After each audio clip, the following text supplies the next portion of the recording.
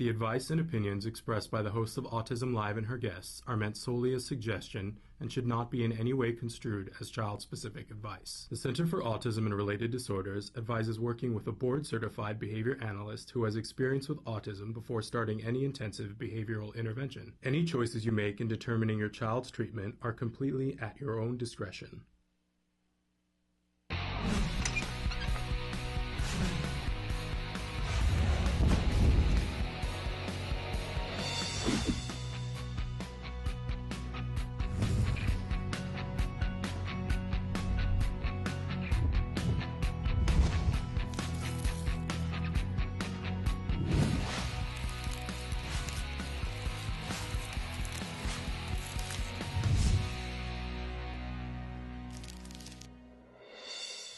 Good morning and welcome to Autism Live. I'm Shannon Penrod. We're webcasting to you live from the Center for Autism and Related Disorders headquarters in Tarzana, California. Today is Wednesday, and on Wednesday we have the pleasure of having Dr. Doreen Granpeesheh in the studio with us for Ask Dr. Doreen. She's going to be joining us and answering your questions in just a moment. I want to remind you that this entire show is meant to be interactive. Emily's going to show you a bunch of different ways that you can interact with us on the screen, but I'll remind you that the only place you can watch us live is www.autism-live.com. When you go there, we're now leaving our question feature open 24 hours a day, 7 days a week. You can ask a question, give a comment, ask for support at any time. You don't have to log in. There is no credit card. It's completely free. Just leave your question and we will answer it during the next live show. So it doesn't matter, 24 hours a day, 7 days a week around the world, you can be asking your questions on that feature now. Without further ado, though, it's time for Ask Dr. Doreen. Dr. Doreen Granpeesheh is the Dr. Doreen is an expert in autism. Doreen Granpeesheh. Dr. Granpeesheh. Dr. Doreen Granpeesheh. Dr. Doreen Granpeesheh is a visionary in the field of autism, and now you get to ask her questions on Ask Dr. Doreen. Welcome to Ask Dr. Doreen. We have to start by welcoming Dr. Doreen Granpeesheh here to the studio. Good morning. So thrilled to have you here and have you answering parent questions. We do like to start every show by reminding everyone that you won't be giving child-specific advice, that's just something that isn't, it's not in good form. It's not possible, right, in this format. Right. But you can write in your questions and give us as much information as possible. You'll give help and support and directions to go, questions to ask.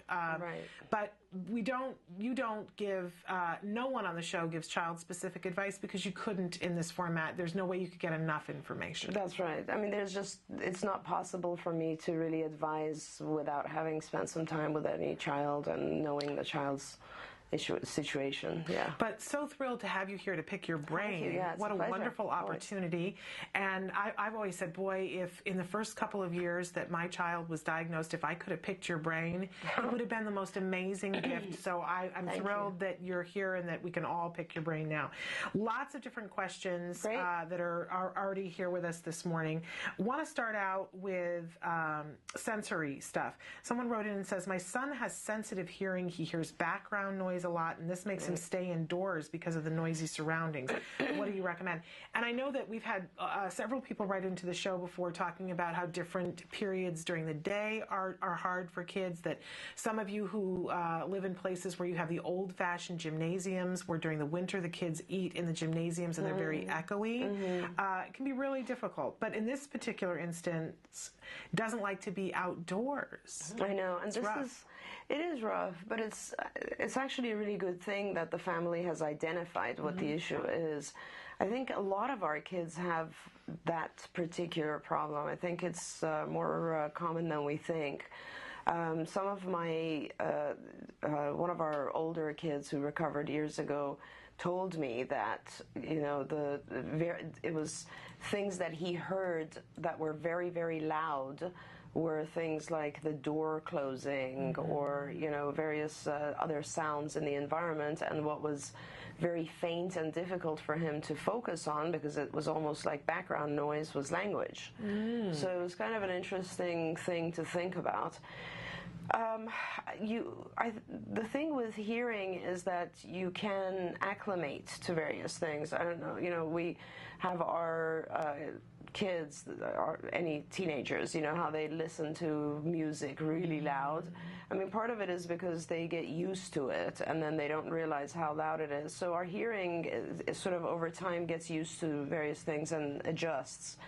What I would suggest for this family is there's two things you can do. You can make the child a little bit more comfortable, and that would be by giving him like those noise reduction headphones, like Bose headphones, in places where you just have to go somewhere and he doesn't want to go outside or whatever it is, or really noisy environments. A lot of times parents tell me it's like if you go to, let's say, airports or places where like events or parties where there's a lot of noise, it really disturbs our kids. But that isn't really something that you can do functionally forever, because you know you don't want your child to be walking around with Bose headphones all the time. Although it's much more socially acceptable right now than it used to be, because everywhere you see teenagers, it's like a fashion accessory now with the headphones on. It's very true. But what you can do also is you can record the outside background noises and then bring them into his environment and shape them in so he starts to adjust. So what you would do is, and we've done this for a long time with school noises, so you would record a variety of different outside noises, like just outdoors, playground, let's say, or any environment that he's typically exposed to, and you put that recording in his room or in, you know, always assuming our kids are in ABA, but they're not necessarily, just inside, and you initially put it on a very, very low volume, and then over the course of, let's say, a week, 2 weeks, you very gradually increase the volume so that it starts to become more pervasive in his hearing or in his what he perceives, and but make sure that you do it so slowly that he's still able to function really well in the inside environment, and so that he gradually you get to a point where the volume is high enough so that it really sounds like background noise, but he's still functional and still able to cope with it. If you do that, then going outside will gradually become a lot easier for him. It's a process. It might take a month. You shape it in. And then, of course, you take him outside and he won't really find much of a difference. That's so clever, I have to say. It's just shaping. But it wouldn't occur to me. You know what I mean? And so that's really, really clever, and something that you can really, as we say, move the dial on what's happening with your child in a very clever way. Right. I absolutely love that. Okay, interesting question here. How do you teach a child to have conversations when all they want to do is monologue? That's a great question. Isn't it? It's a great question, because I love our kids. They are so, at a certain point before they really start to understand theory of mind or other people's perspectives, they're very egocentric. You know, their whole world is about the things they like. And a lot of our more higher functioning kids or Asperger's kids have particular topics that they're so good at. Like they've memorized all of geography or all of, you know, like the presidents and all that sort of stuff, and that's all they really want to talk about. This is also really, I guess, the core of how to deal with this is also sort of a shaping procedure.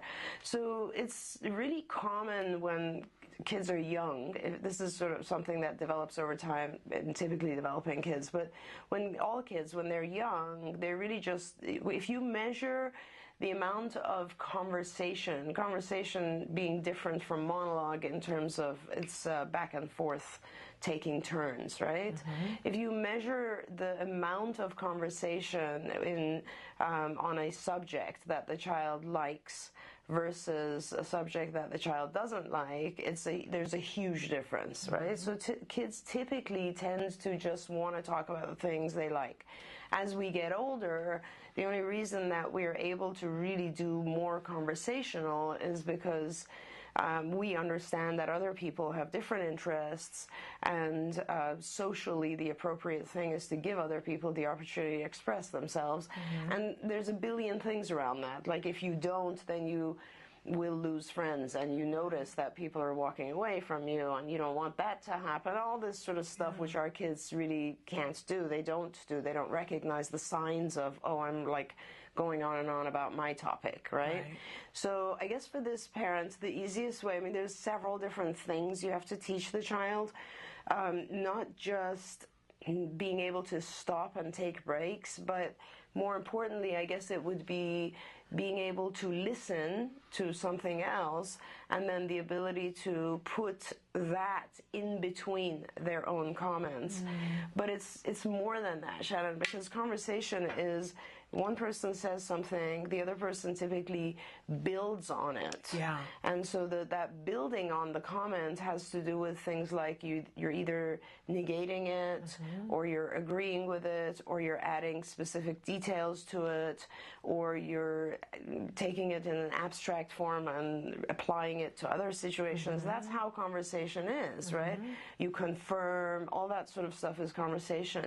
So the best, instead of, it would take me 2 hours to go through all the steps of teaching conversation, the best thing for this parent is to go to our social curriculum in, I think it's in social, yes, it's in social in skills, which is online, and the social curriculum has a subsection called social conversation, and social conversation has a section that really breaks down all the steps of conversation, and it'll be probably about 10 different lessons.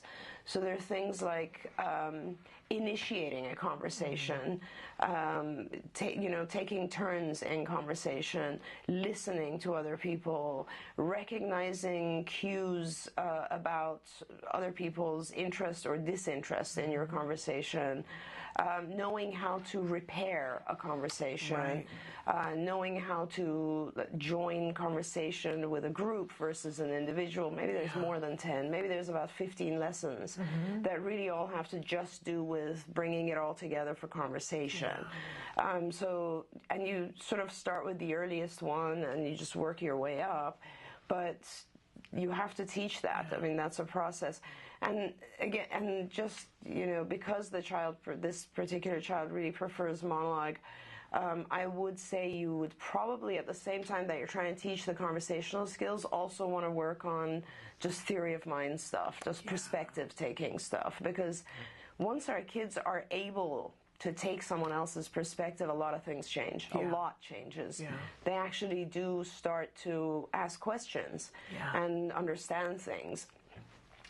And also with this child, it's possible, one of the prerequisite programs for social conversation is asking questions. Being able to ask, and so, our statement question lesson and all that. So, but there's a lot of lessons that lead to this ability, and I would take it at a step at a time. In fact, if the child is is able to have long dialogue or long monologue, let's say, then it would be important to go to skills, look at the social area, and just go all the way back to what skills the child's missing, because there could be others that I've missed here that would also help with this. As you're talking, I was thinking back to all the different lessons that Jem had, because he was taught using all the lessons that are in skills, and it was interesting to me because I didn't always understand how the pieces fit together, and there are still things that we continue to work on because he's not 18, and I see with his completely neurotypical peers that they need to still work on skills for conversation, but the questions in particular, it's so interesting to see when it all starts to gel and cohese. And I think this is on topic, but we've been reading the Little House on the Prairie books with him to kind of get a sense of what happened a long time ago. And he stopped me the other day and asked me a question, and I tell you what, it took my breath away, because I thought, in early days, I prayed for him to ask a question, and I prayed for him to be able to have conversation with me and for it to be on topic. And he stopped me and said, "Why does she do that?" And I said, "What?" And he said, "Why does she keep saying Laura instead of I?" And it was this amazing sort of, like he was thinking in perspective taking for somebody who's been dead and buried for so long.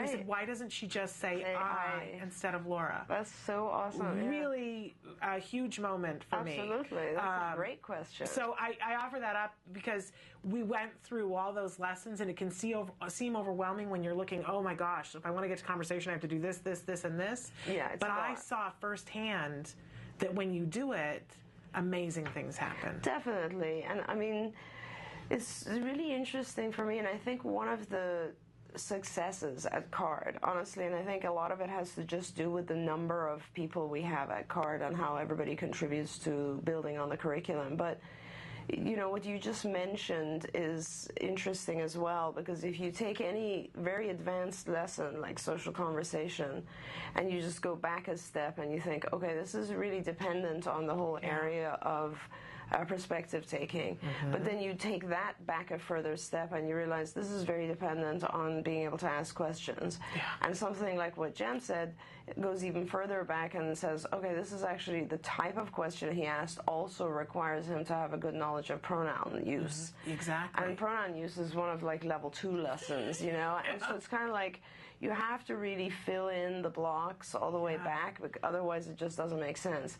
But having said that, on the topic of conversation, there's, I would say, probably 30% of adults, typically functioning adults, don't really have perspective taking or good perspective taking, which is why they have such a hard time socially.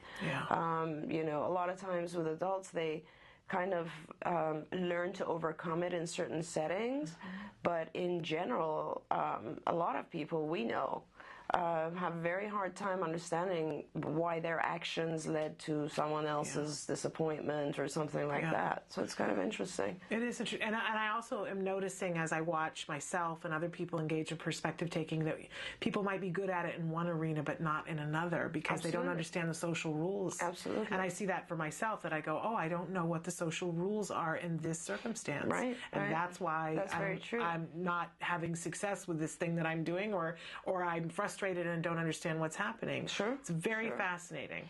That's why I love so much talking with Nick Yates, one of our kids, because Nick's so unusual in the sense that it's almost like he's studied the process that he went through, and he has really interesting comments about it, because these types of things, I feel like he still to this day continues to, and he's just about finishing college. Yeah, any minute now. To this day, I think Nick still really analyzes situations in his life and applies some of these things to these lessons to life, you know? And I think, absolutely. I mean, that's how it is. If you think of people as a whole, some people are better in social settings than others. They're all still classified normal or typical. And successful in their own right in different areas. And in some particular settings, it wouldn't even be appropriate to be that social. You know, if you're, let's say I go into our technology department here, and it's a completely different setting than if I go into HR. Yes. You know, HR, everybody's chatting and happy, and you go into IT, no one's talking. You know, it's a whole different thing. I forayed into IT the other day to ask a Minecraft question, and then it was very chatty.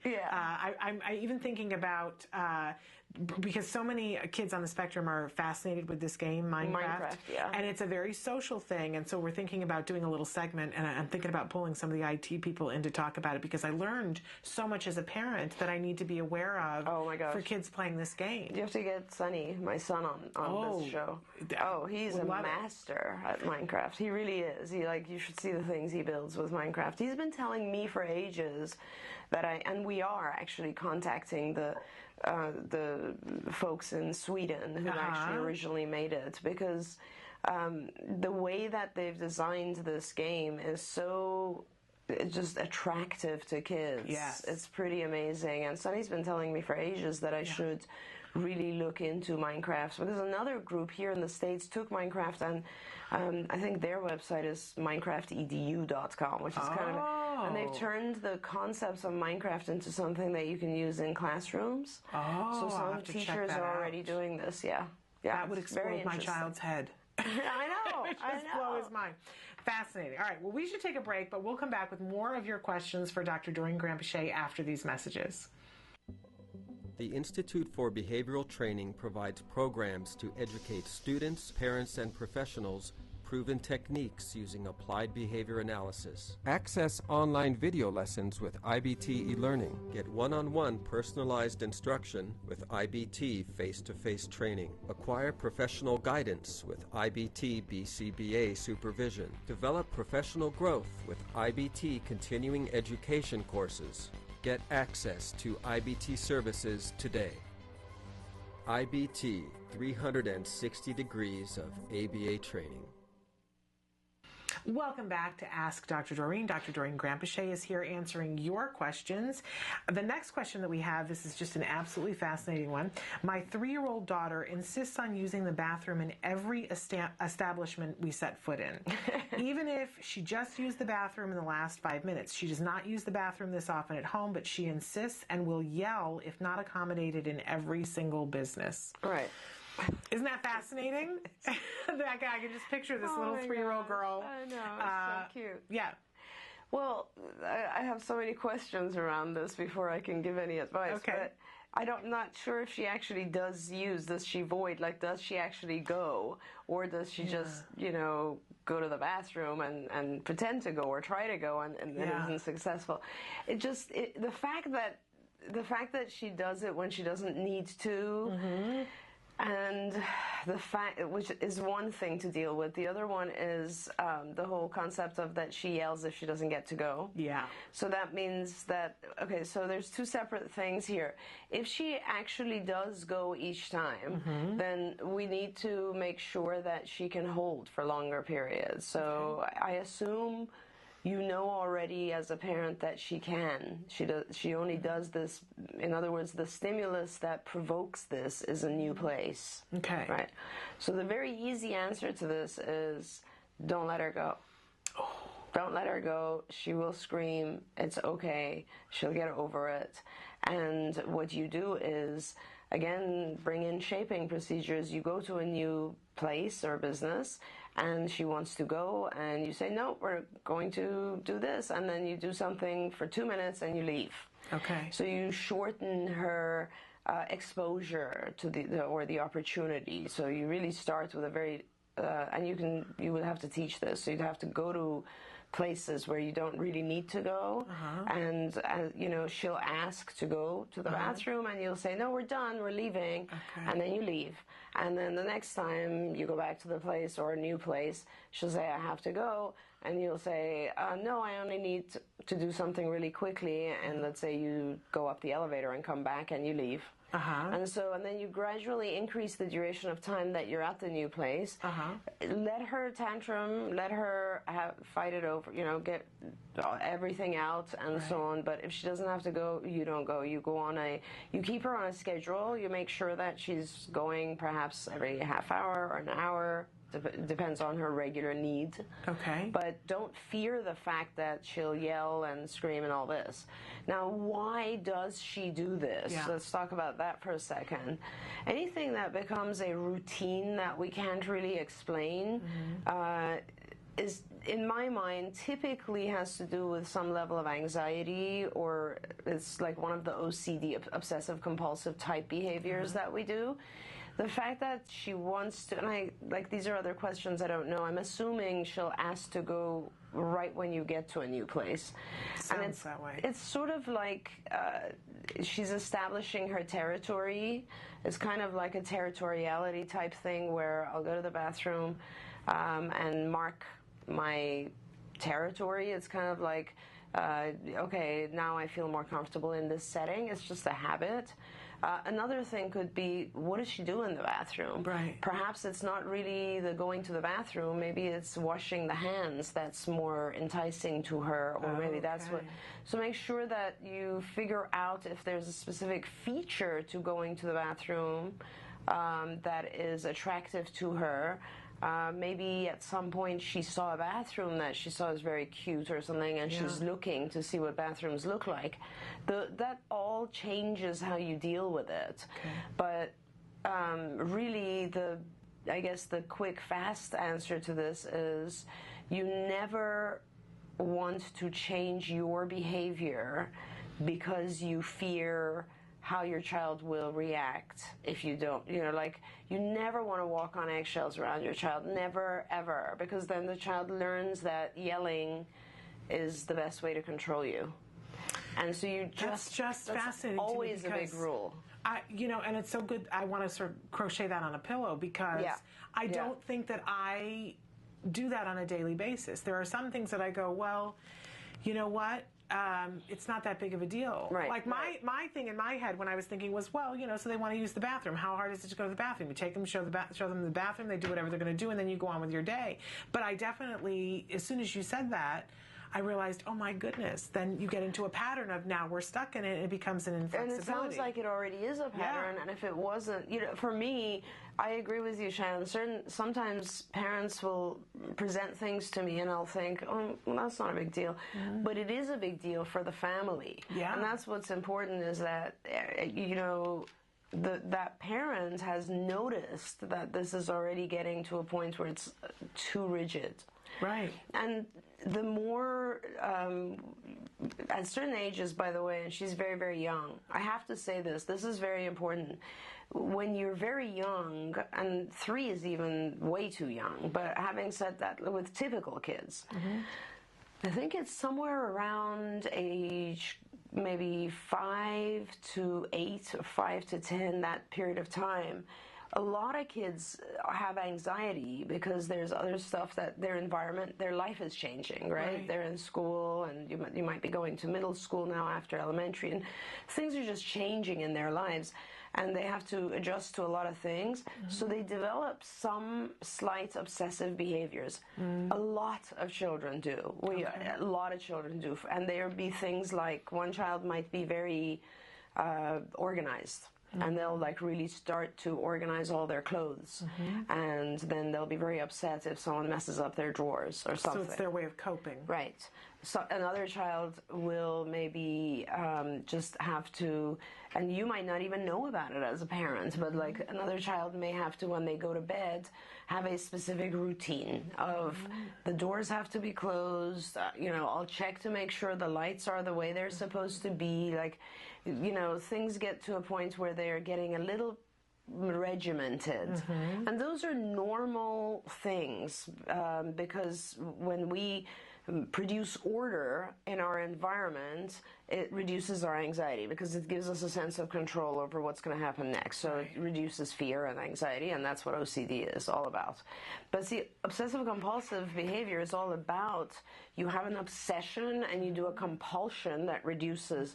So to some extent in normal life, we do this, right? I worry that I might have decay in my teeth, so I very routinely will brush my teeth at least twice a day. Right? You could consider that an obsession about my teeth and a compulsion, but it's not, because it's adaptive. Right. So anything that becomes not adaptive, then is really problematic. So in other words, you might have an obsession about something, or just a generalized anxiety, and then you'll do these routines that really have nothing to do with it, but they make you feel better. Right. They're like people who will have to go and find a certain object and buy that object, and then it really makes them feel better if they have 100 of that object. Right. It's just non-adaptive. It's not functional. And so you just have to ask yourself, for the parent, obviously it's become an issue. And the sooner you try to kind of get rid of that, the better.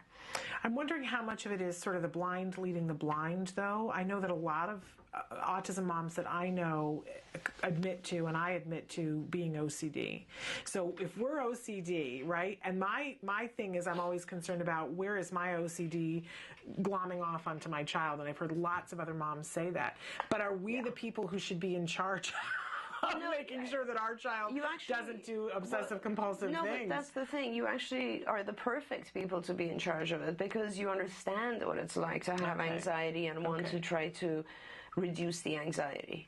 So that's perfectly fine. It's just, you don't give into it, though. Well, don't give into it to the point where the child develops these meaningless routines that then start to take away from life. Right. So right now, it might not be an issue, but it may become an issue for this child, because let's say, first of all, it might be an issue already right now, because if she has to do this, and if she doesn't do this, she starts to yell, then what if you're in a rush? Yeah. And she might start to miss various other aspects of her life because she has to go check the bathroom. Yeah.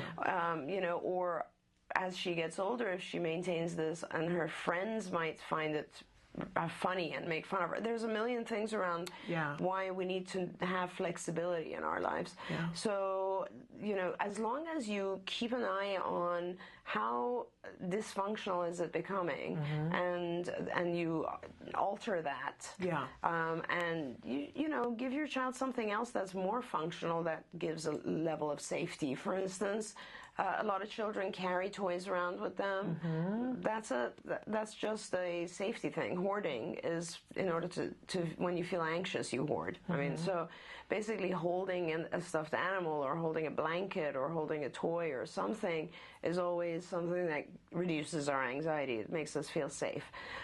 Or give your child like a necklace or something that they can touch, and that can be something that they go to when they feel anxious in a new setting.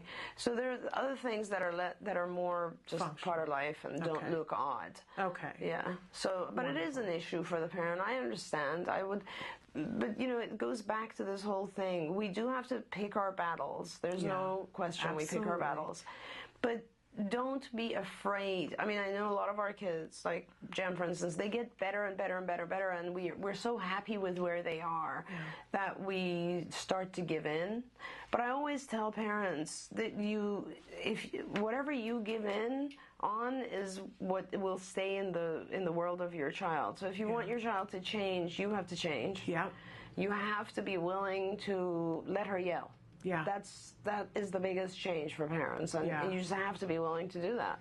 And I think what you were saying about make sure that you're scheduling it so that you're just going to go in for a couple of minutes. Yeah, that makes it easier. To be key too. Yeah. If you have to go shopping because you have to get the groceries, and you're trying to implement this, you're gonna have a really difficult time. Right. No. So really work on this as a separate thing, like schedule times when you go to a building and leave. Go to a building and leave, and let her. She'll acclimate. I'm telling you, after 3 or 4 times, she'll get it. She'll stop, and she'll find something else to help her feel at ease.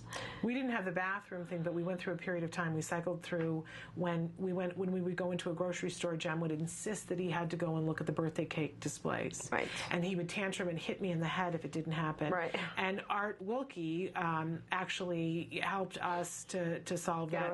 And it's the famous conversation that I always say that I yelled at Art because he was telling me, here's what you want to do, and here's how you want to, protect yourself so that you're not being hit, but get him in the car seat. You're going to leave if something happens. And I yelled at Art and said, where is my purse in this scenario, Art? Where is my purse? Tell me where my purse is. And Art very sweetly looked at me and said, you're going to wear a fanny pack for a little while until you get this behavior under control. And I went, oh, okay. But I would have to take Jem to the store when I didn't have to do shopping. And we would go in, and as soon as, he would ask for the birthday cakes, and I would say, we're not going to look at the birthday cakes right now. And if any tantruming happened, we left immediately. Right. But it only worked because I wasn't actually there to shop. I would have to go at midnight and do my shopping. Yes. Which was a little bit crazy, except that within a week, my child wasn't hitting me in the head, and there was nothing crazy about that. Right. That was great. Right. And honestly, it's just hard because we have so much going on in our lives. Yeah. And it's hard to hear your child scream. Yes. I mean, when I give the very basic lecture on ABA, I always talk about how our kids do various behaviors, and they yell because they've learned that that's a way to maintain, that's sort of, they know that you will let them get away with it. Yeah. But the bigger issue is you're also being reinforced during this time, because when you allow the child to get what they want, you get the reward of not having to see your child yell. Yeah. And when you see your child scream and yell, that's a huge punishment for parents. And I'll tell you that. I sat outside my daughter's room for over a year because she wouldn't go to sleep, and she was yelling and screaming and tantruming and whatever it was. And thank God they're older now, but I couldn't do it now anymore. I'm too old to do it now. But everyone goes through this kind of stuff, because you just have to let the child know that it doesn't matter. You can scream and yell. I'm not letting you do something that's meaningless. I love the idea of not letting your life be ruled by being afraid of what your child is going to do. I think that's huge and key. Okay, we should take another break, and we'll come back with more questions for Dr. Doreen Granpeesheh. Stick with us.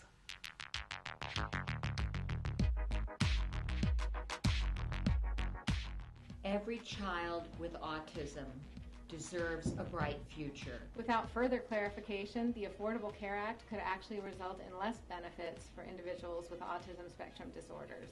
We urge Catherine Sebelius to clarify the Affordable Health Care Act. She can make one change, one little minor change, to make applied behavioral analysis be part of the health care plan. By signing this petition, you are protecting the health care benefits of individuals with autism spectrum disorders. We need to make sure that we are heard and seen. Sign a petition at autism-live.com. Here's how you can show your infinite support. Create your own infinity ribbon. What you're going to do is take a ribbon that's been cut about 8 inches long, and you're going to grab one end and then twist it, and then take the two ends and join them together, and then take it together, and then I'm going to flip it around and take another piece of tape, and what I have is double-sided sticky tape. Squeeze down. You have your very own infinity ribbon. With ABA, the possibilities are infinite. With ABA, the possibilities are infinite. With ABA, The possibilities are infinite. with ABA, The possibilities are infinite. With ABA, the possibilities are infinite. With ABA, the possibilities are infinite.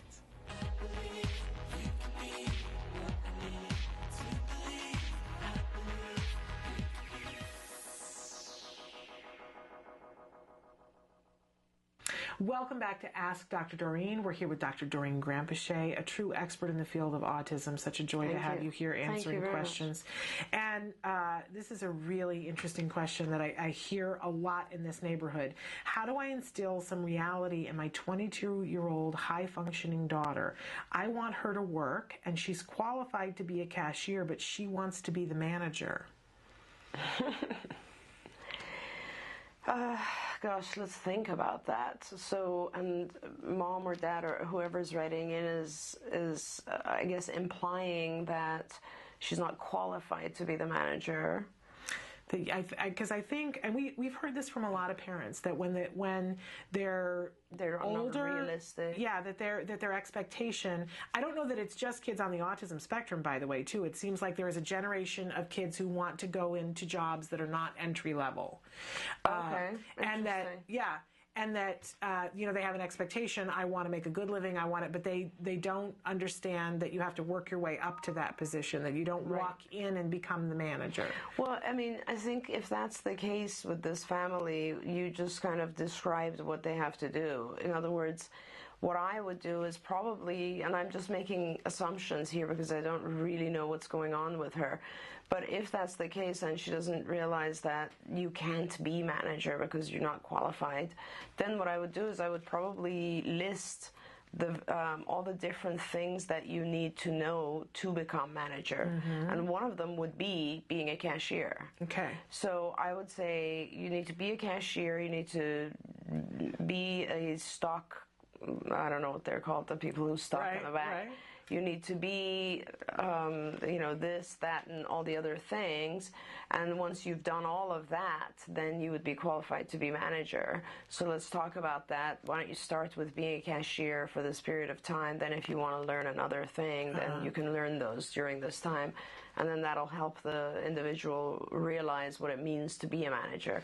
I mean, being a manager is a very broad and maybe abstract thing, mm-hmm. so people don't realize being a manager means all these other things. So you'd have to break it down, and not just the job types, but perhaps you would have to solve the problems of all the other employees. Mm-hmm. You would have to do evaluations on all the other employees. You would have to maybe fire someone when it's time. Mm-hmm. You would have to learn all the laws that have to go with firing someone. So you'd want to kind of list it. First of all, your daughter might not be interested after she really understands. Right. So it really is sounding like an executive functions thing to me. Yeah, and I think, it's fun. That's actually, I've never come across something like that, but it does sound very interesting in terms of, I just want to make sure that I understood what it is she sees as being a manager? What aspect of that appeals to her? Is it just making more money, or is it being the boss? Right. And if it's being the boss, you need to itemize sort of all the bad things about being the boss, right? As well as just the fact that this is the only area that. What would you do if, like, you had a problem with this? Like, you don't know any accounting. You need to know accounting to manage a store. All the that sort of prerequisites stuff. and all that. And you know what? Don't kill her hopes. Just list them out. If she's still interested, great. She'll need the next 2 or 3 years to get that. Right. All those experiences and knowledge. Very interesting. Yeah. Another question. My son's school wants to provide an aide for him. How do I know if the aide is qualified? Oh, gosh. That is such a hard situation. How do you know? Well, first of all, you will definitely want to do some observations, and I would suggest that you do the observations, like notify the school at the last minute. The school will allow parents to drop in for like 20 minutes at a time or something. It'll be very hard to have someone who's a professional do observations because schools don't like that. But you're going to have to observe. We have a whole list on our website, like what is a good ABA provider. Some of those characteristics kind of have to do with being an aide. But I would say the worst aides I've seen, okay, I've seen the worst and I think the best. The biggest issue is the aide needs to be 100% focused on their job. And being an aide in school is often one of those where you just have to have a sense of responsibility yourself because no one's really paying attention to you. The teacher certainly is going to be very, very busy and might even want the aide to do a lot of errands and stuff for the teacher because sometimes the teachers are just overwhelmed with all the kids they have to deal with. So the number one thing is you meet the aides they give you. The worst I've seen is aides who, leave the child and take 10 breaks to go have a smoke or something, and they are just absent. They don't care. Every time I'd go to observe an aide, she was outside somewhere. It's just like, that's not good. So you need to make sure the aide is with your child. Second thing is, in terms of basic training, I would really want the aide to go through some of the trainings that teach the aide what they're supposed to be doing. We have all this stuff on our IBT website, Institute for Behavioral Training.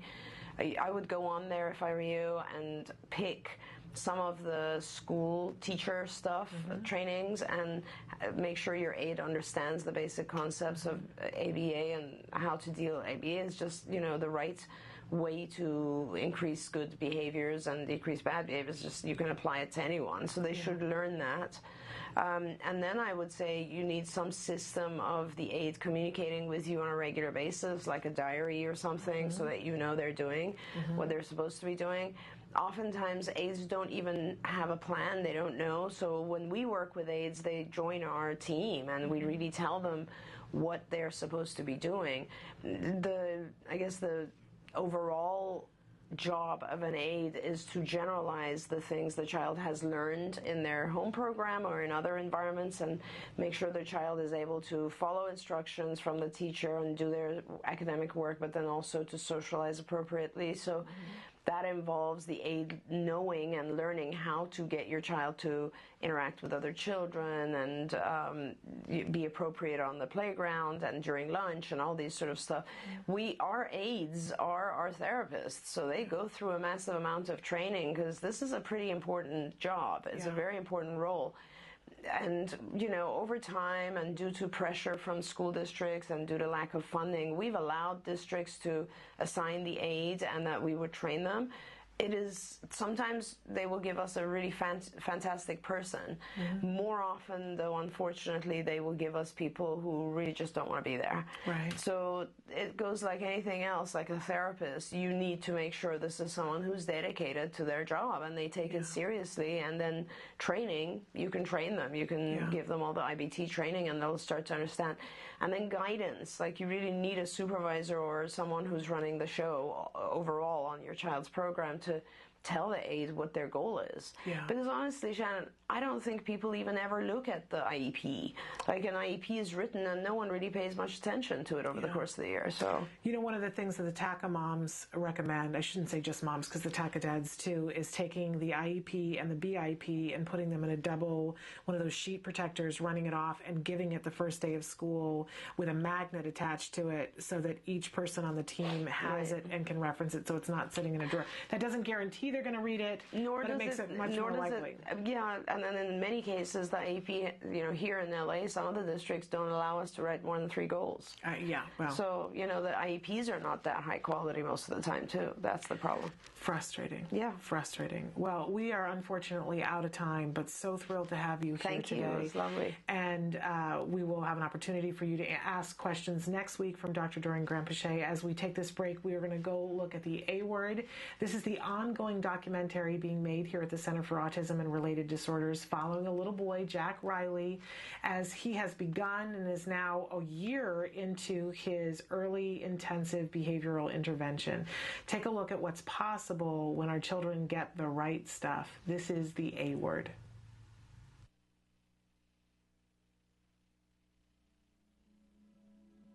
Nick was diagnosed with autism in 1994 at the age of 4.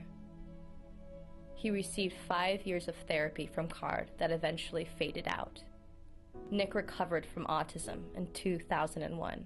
The song I'm about to perform is by the Red Hot Chili Peppers. CARD helped many patients, myself, to recover to this level now.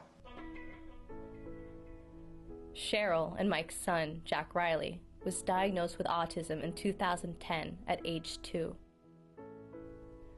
He's been receiving therapy from CARD for a year and a half. Today, Cheryl, Mike, and Nick meet for the first time. I'm curious as to what you remember.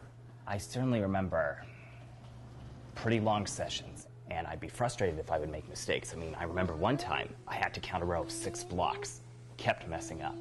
That was really difficult. No. I need it. I need it. At what point do you recall hearing the word autism? I was able to figure out what I was going through without anybody having to tell me. Our concern is if it's a big secret to hide. I don't know what we can say. No one ever told you, you just discerned But it? the reason I'm comfortable talking about this is because I felt it. In therapy, I certainly began questioning why people reacted as they did based on what I said and did. Particularly because of difficulties I was facing in school. It got to a point where I wanted to understand why it was. So I entered while still going through therapy and still showing significant signs of the mental condition. Even after I'd improved to a significant extent, there were those who still gave me a hard time for it. Did it hurt your feelings when you were in school, the way that kids... Oh, absolutely, because it was bullying, it was harassment. That scares us. They called me names. I was basically, when it came to sports and PE, I was usually the last kid chosen. Did teachers intervene? Not really. I mean, it was just so hard for me to talk about it because of how ashamed I felt. Certainly the first few years of elementary school, I don't think I really had the most supportive teachers. I mean, I remember my mom told me how my first grade teacher once said that she thought I had no chance of getting anywhere. And going away to college and out of state and being the only person from my old school district has made a difference. And it's just really improved my social life tremendously because I got to be me. Because with nobody knowing about my past, I wasn't faced with these misconceptions and prejudgments. Do you tell people, new people that you meet? No, that's not the first thing I will ever No, I would tell hope it's not the first thing. You know what? In most cases, I never do, because while it's a part of my past, it doesn't define who I am. I mean, just thinking back to the very beginning, pretty much each episode, autism, what, not who. I want to tell you right now, though, I'm so impressed with you. Likewise. I want you to know that. Likewise. I mean, your son really inspires me just as much, because good. I'll tell you, anytime I adore him, but I'd be lying if I said it wasn't challenging. I mean, it's cost me the stuff that like career things, goals. I don't care about those anymore. I work at night. I'm tending bar. Not that I'm too good for that. I'm just saying that's what I do.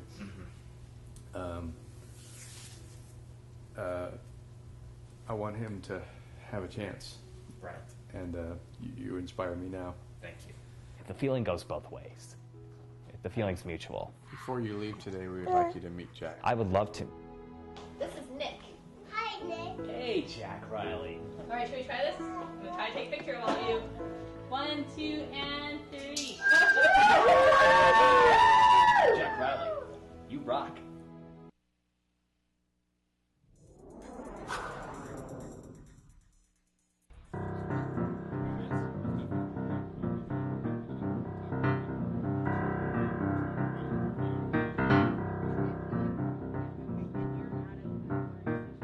Today has partnered with Cox Communications to bring Inclusion Films to San Diego. Led by Joey Travolta, Inclusion Films teaches filmmaking to developmentally disabled children. It's a practical film camp where we take them through the process of making a film. And each group, we split them into 3 groups, and they're each responsible for making a short film together as a group. How many people like animation in this group?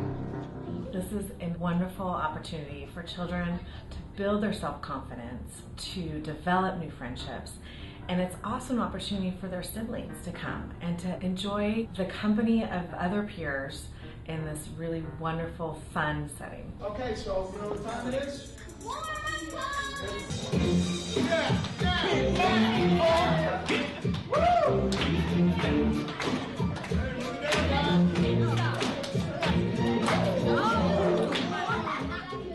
Cox Communications has years of supporting the community. We believe in giving back to the communities we serve, and military, youth, and education are our 3 pillars. And so this really matched up with everything that we're about and what we're trying to do to give back to the San Diego community. And so we were thrilled to meet up with ACT Today and Inclusion Films and to have this wonderful synergy.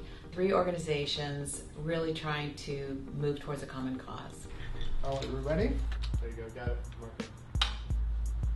Okay, you'll be talking to me, okay? So tell me your name, say my name is. In the past, we've done The Junior Apprentice, which was a takeoff on The Apprentice, The Really, Really, Really Late Show, which is a takeoff on The Tonight Show. And this year, we're doing a combination of 60 Minutes and Entertainment Tonight called 30 Minutes Tonight.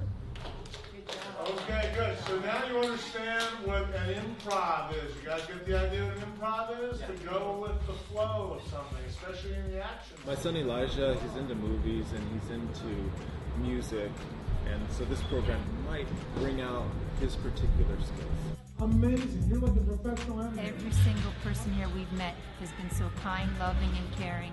They've given Nicholas the opportunity to be himself and be around people who have the same passion and interest as he does. What is it you learned with filming? What did you learn? That filming is kind of tricky.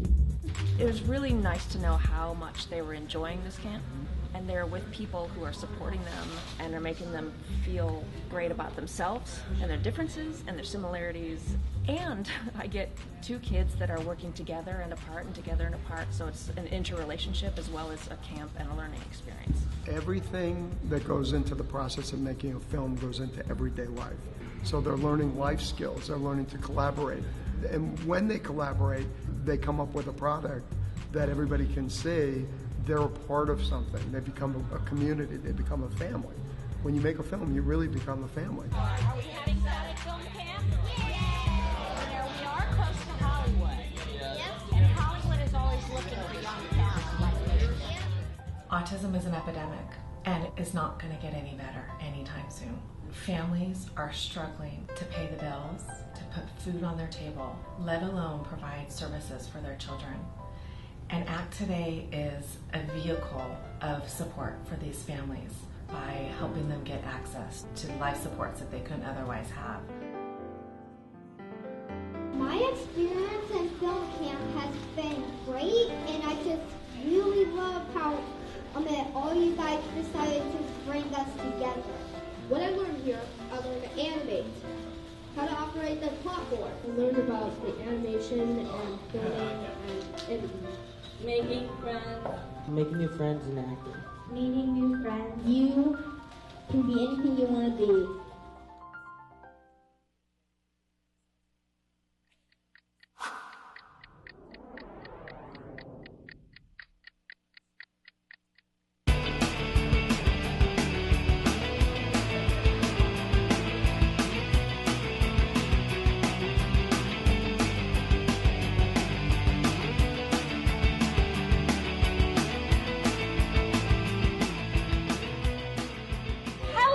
what this meant for your family. It's hard to put into words, to be honest with you. It's just been godsend. I don't even know how to describe it. It's been amazing. Attending the camp was something that my children never ever would have been able to do previously. It brought a level of confidence I've seen in their schoolwork, that I've seen in them socially, but I'd never seen before. This premiere ties three things that are near and dear to me in my life. One, autism, because it touches directly into my family. Two, most of my friends here are military. Three, film. I love film. I love performing. Well, first of all, it's a great cause that you've created here for all these kids. Every time you come out, you feel like you're giving back, and you want to be able to support these kids. Everything that goes into everyday life goes into filmmaking. So all the things that go into them are all life skills. So I just think any program like this, any arts program, anything that can let these kids communicate, it's just important. And I'm going to keep doing it as long as I can. The children in the military have special challenges. Every couple of years, their parents have to start over getting their programs back, and that is something that is daunting. Luckily, you have wonderful advocates working all the time in ACT today, and I'm seeing differences, like more military members being really cognizant of the needs of special needs families. And I just want to thank you for your service. Thank you for all your hard work. Thank you for being such an amazing mom and all the work you do. And I want you to have a wonderful time tonight. Tonight's for you. Thank you.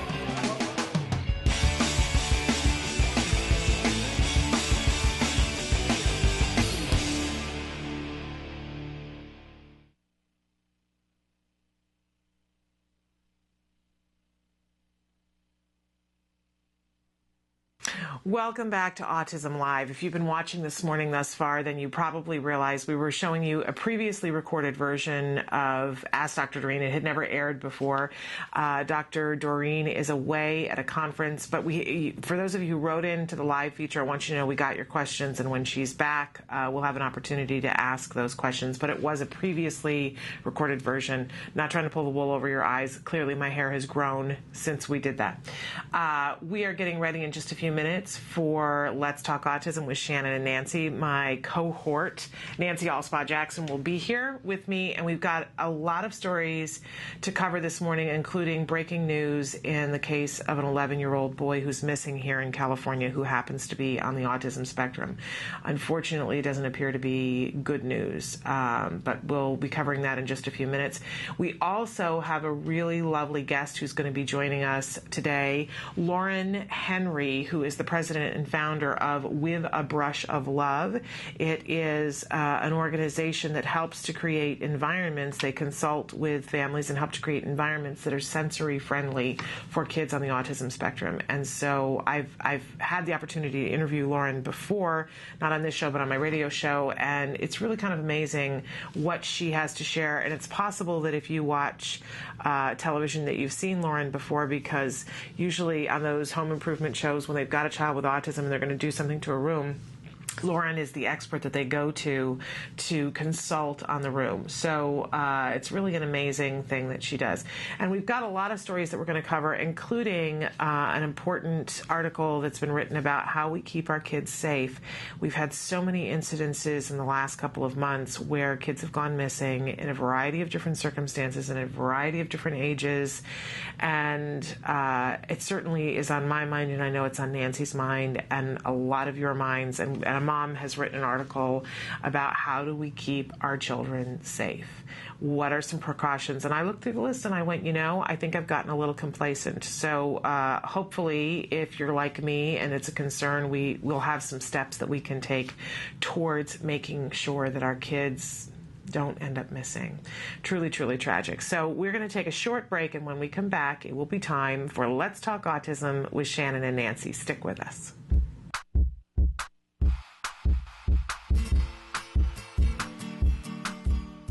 Hi guys, welcome back. For the month of July, I figured we're going to do something again that's more for outdoorsiness since it's summertime and I know your kids are going to be home and you need some activities to do inside and outside. So for July, I figured we'd make a lantern. So let's get started. The materials you'll be needing are wax paper, an iron, crayons, scissors, popsicle sticks, pencil sharpener, a glue gun, and tape. What I did first is that I have my iron heating on medium heat, okay? Make sure you keep this far away from your child because I won't want them to get hurt.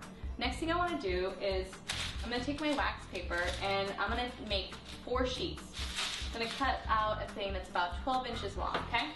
Now that I have my wax papers cut out, what I'm going to do is I'm going to grab my crayon, and if you have kids around, which I hope you do, I'm going to grab them and have them make some crayon shavings. What the shavings are going to end up doing is making it a design. And again, this is another time for you and your child to talk about colors. You can discuss like what would happen if you mix, some blue crayons and some yellow crayons. What would that produce? When you and your child have finally decided there's enough crayon shavings on your wax paper, what you're going to do next is you're going to take it and fold it in half. Now that I have it folded in half, what I'm going to do is I'm going to take an old newspaper and then I'm going to sandwich it in between. And then with my iron on medium heat, I'm just going to have it gently on there just so the wax melts into the paper and becomes one thing. Let's take a peek inside.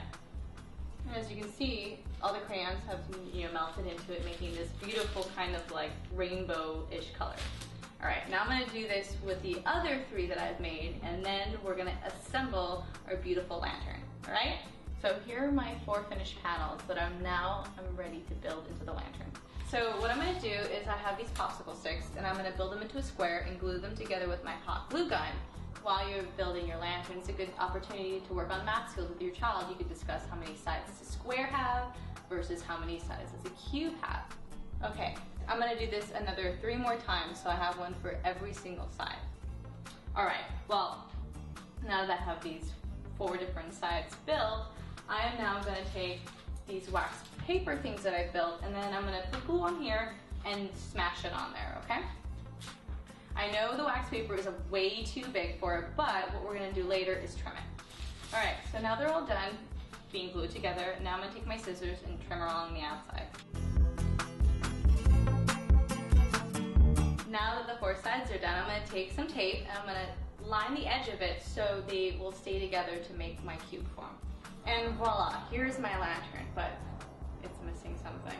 You're right, it's missing a light to illuminate it. So what I'm going to put in here is an LED light. I'm definitely not going to put a real candle or else this thing's going to catch on fire, and that is a real safety hazard, okay?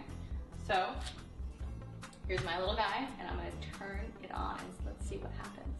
Ooh, look at that. Isn't that pretty nice? And it's not even dark yet.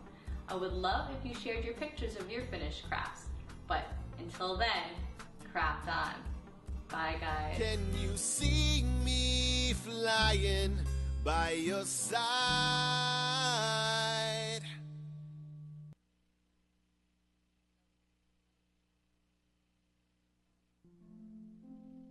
Currently, in the United States, 1 in 88 children is affected by autism. 1 in 88 means something different when your child is the one.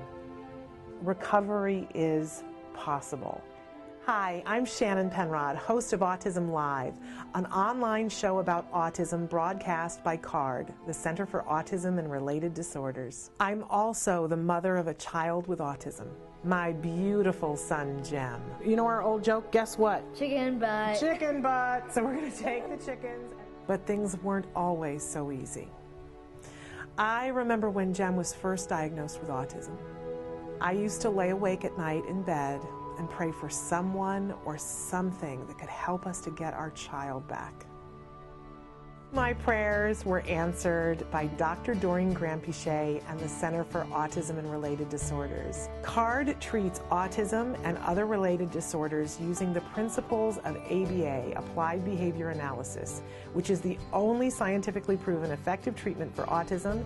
It is also recommended by the American Academy of Pediatrics and the U.S. Surgeon General. About a year after we started treatment with CARD, we were able to see tremendous improvement, and we got our child back. What grade are you in? 2nd. You are a smart cookie, huh? Mm-hmm. Do you like school? Yeah. Do you have any good friends? Yeah, Oscar. Oscar is your best friend? Yeah.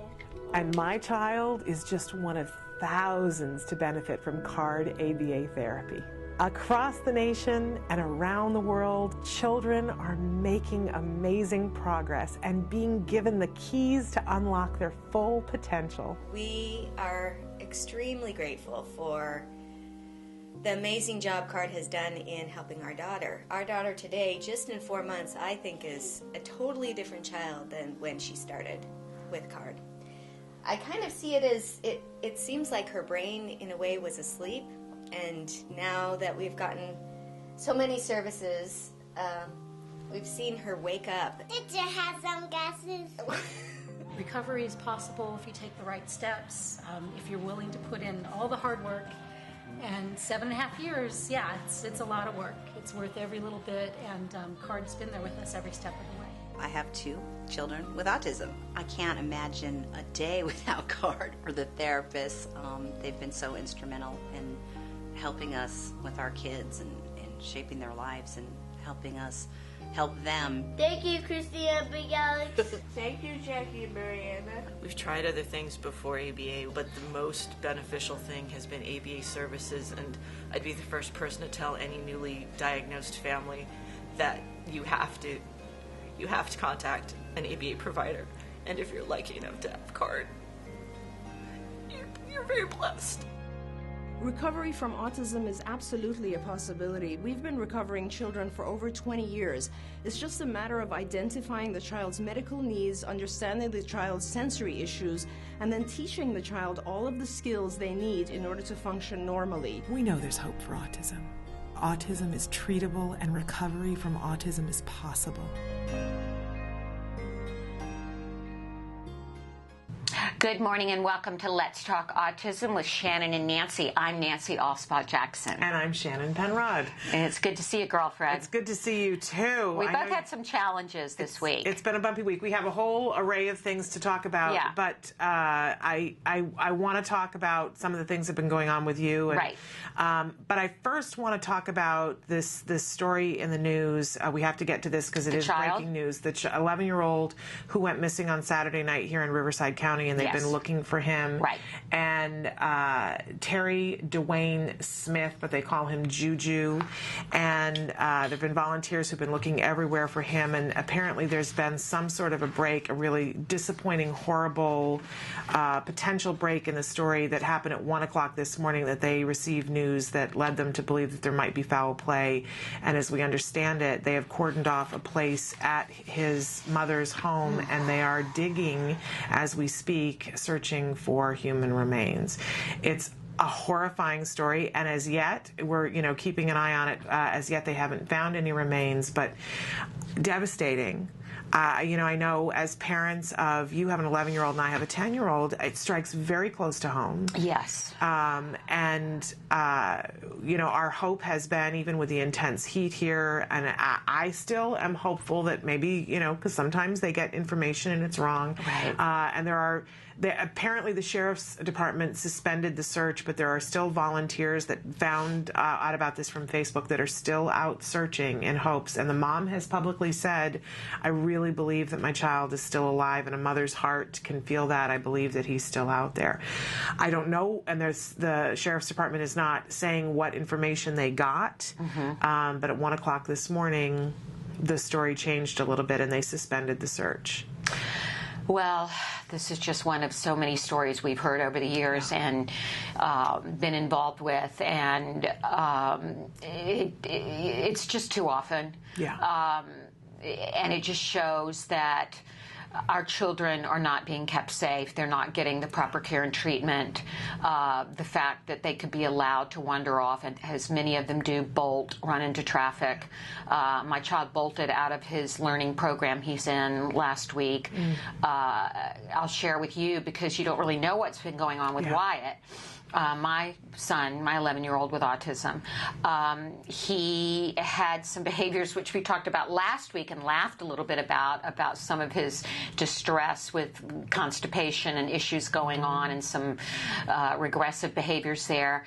But on Sunday, I was trying to stop him from a repetitive behavior, and he literally just went ballistic on me and started screaming and running, and I had to grab him, and when I grabbed him, he grabbed me back, and I've got scratches like this all over my back, all over my arms.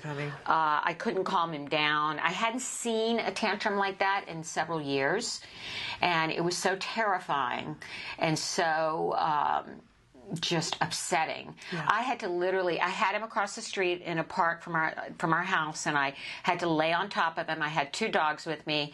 I couldn't calm him down, so at one point I said, we're going to get up and we're going to run home. So I got up because he was coming after me, scratching me still, screaming. And I said, stop when we got to the street. Then I said, go. And he ran into the house, and my husband was there, and he said, where's Mommy? And he said, I heard her and she's out front crying. And then I was so shaken up by the experience, went into our bedroom, Reed locked the door. I could hear him out screaming and crying, where's my mommy, where's my mommy, I'm sorry, I want to apologize to her. He had some knowledge of what went on, but Shannon, it was almost like he left his body. And I remember when Wyatt was one of those kids that had tantrums as one of his symptoms of autism, and massive tantrums. And I've talked a lot about an epiphany I had when he was 3 years old, when he had a massive meltdown and destroyed things in our house, and some glasses were broken, and the glasses had cut him, we were in blood, we were in tears. And, I call it the kitchen floor club, that so many of us have been there for various reasons, where we're just down on our knees crying, praying, what is going on with my child? How do I stop this? And having this happen again, it's our worst nightmares, because we think, oh, are they regressing? Oh, is something going on here? And I just feel so much for the families that do have children that have continual issues with aggression, because I think the aggression against themselves and against others can be so devastating on a family. It's so hard to recover from that, and it's a little like you have post-traumatic stress disorder for a while after that. And he seems to be very calm right now, although he's had some behaviors at Linda Mood Bell learning program where he's run out the door a few times this last couple of days. He bit an instructor the other day. So something clearly is going on. We started looking at some of the medications he's been put on by the doctor he's seeing now, who is a doctor, I'm not going to mention his name, but he believes that autism is caused by a virus and is neuroimmune, and he puts all the children on Famvir, which is a very heavy antiviral, and he also put him on Lexapro. And we had done all natural, all biomedical up until a year and a half ago when we started seeing this doctor. And I want you to know, I called that doctor yesterday after the Sunday night I went through, and the doctor would not take my call. He said, you can take an appointment on Friday. And he said, or you can email me. So I'm not seeing that doctor anymore. I was going to bring his book in today and tear it up in front of everybody and throw it down, but he knows who he is. And we're going to start titrating him off the drugs and get him to a baseline and then start all over again. Because we'd seen such enormous gains with Wyatt. But I guess my feeling today is I'm kind of suffering there with you. And it's interesting because last week Act Today, which as most of you know, I'm executive director of Autism Care and Treatment Today, and we gave out $50,000 worth of grants last week, and I'm on the grant committee, and we look at all the applications, and we have a very scientific way of rating the children for applications. The higher the score means maybe multiple children with autism, a parent unemployed, a parent very ill, many danger things. issues, that kind of thing. So before I even go into rank to decide which children get the grants in my category, I have them ranked. So I'm looking at the rankings, and when you read these stories, you can't come away without feeling completely devastated, affected.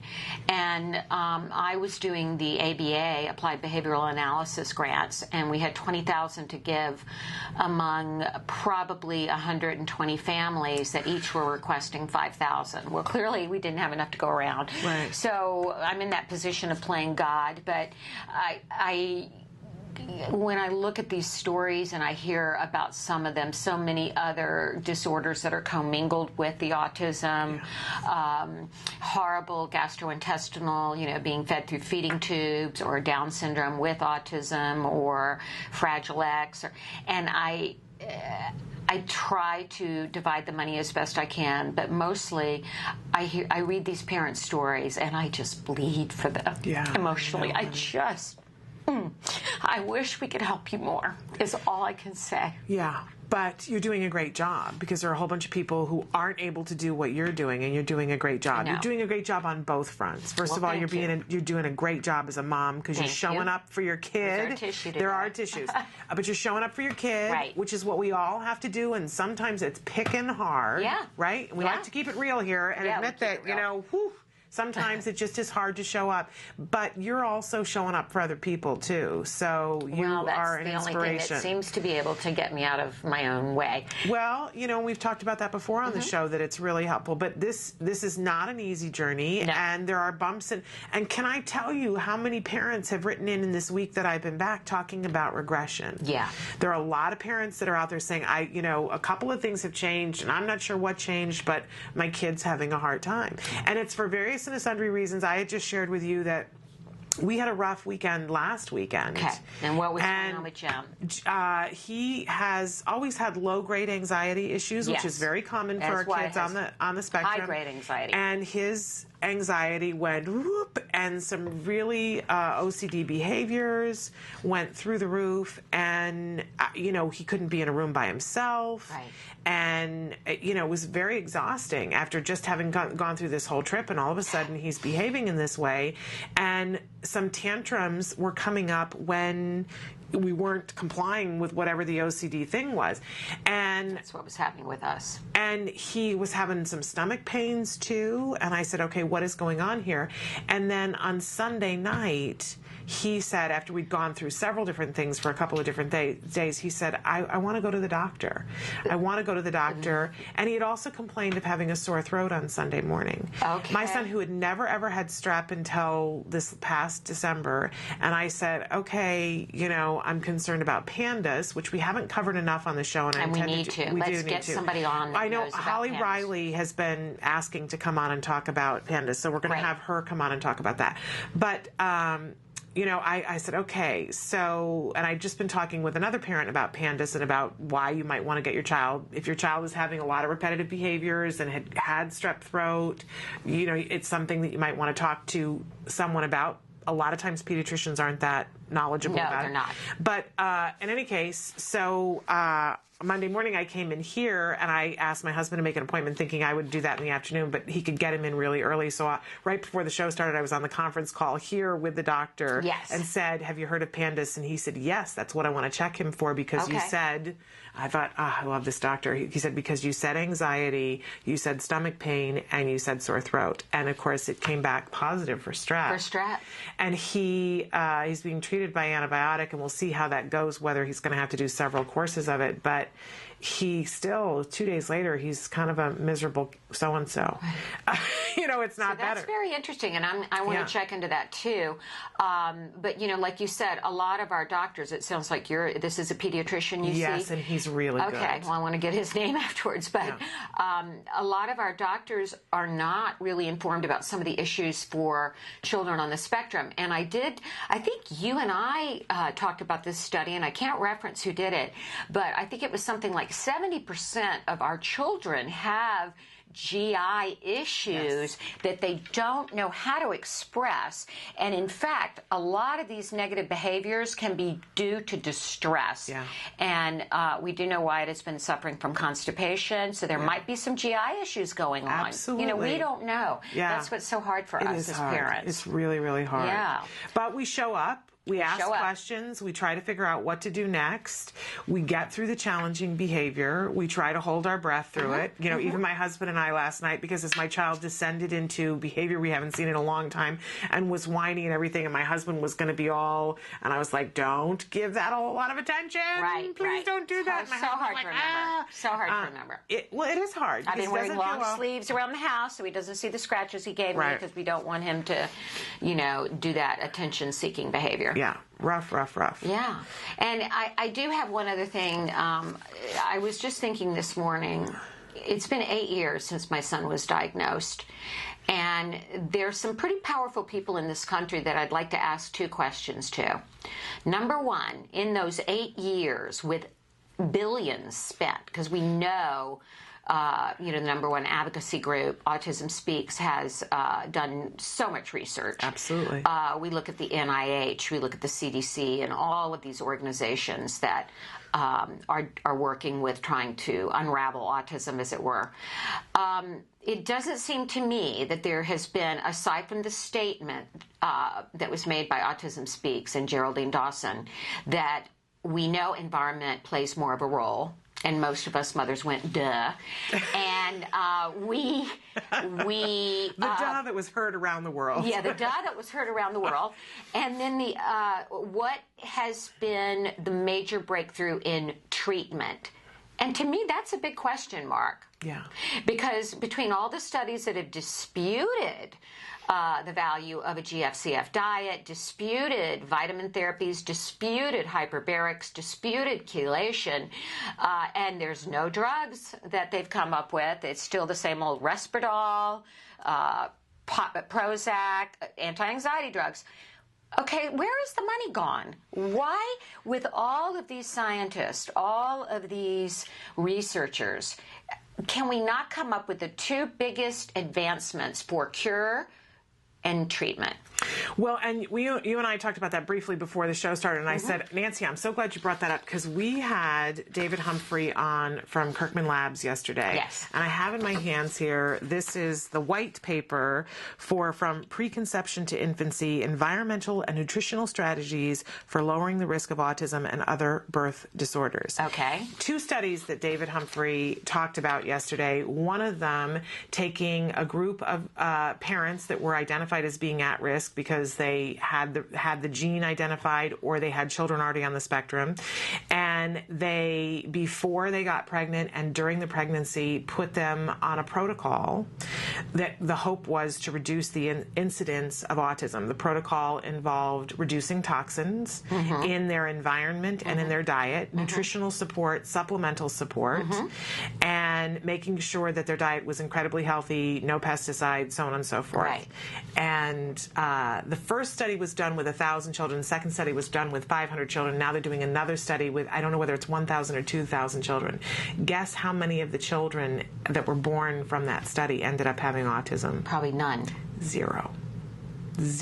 Because of the fact that there were no toxins, no pollutants, no things interfering in utero. Right. And statistically, because of the at-risk and what we know about the numbers, statistically at least 17% of them should have developed autism. Okay. Zero. All right. That's great for prevention. Isn't that great? That's great. Can you tell me another how study that affects treatment for children that are on the spectrum?